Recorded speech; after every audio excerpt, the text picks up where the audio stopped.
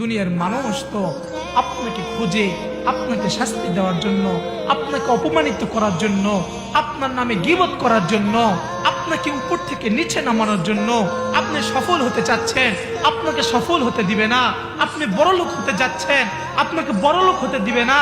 আপনার বিরুদ্ধে মামলা করবে, আপনার নামে বদনাম করবে, আপনার নামে গীবত করবে, আপনার ক্ষতি করবে, করে ছোট করার চেষ্টা করবে, আপনার বিরুদ্ধাচরণ করবে, আপনার নামে মিথ্যা মামলা করবে।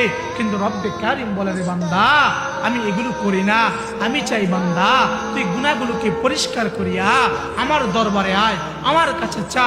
উদউনি আস্তাজিব লাকুম। তুই বান্দা চাইতে দেরি হবে, আমি আল্লাহ তোর চাওয়াটা পূরণ করতে দেরি করব না। তুই বান্দা যতই চাইবি আমি আল্লাহ তোকে ততই দিব। তুই শুধু বান্দা চাইতে দেরি হবে, আমি দিতে দেরি করব না। তুই বান্দা আসবি, আমি আল্লাহ তোর জীবনের সমস্ত গুনাহ মাফ করিয়া তোর জন্য এই 10 দুনিয়া সমান একটা ছোট্ট জান্নাত হলো দান করে দিব।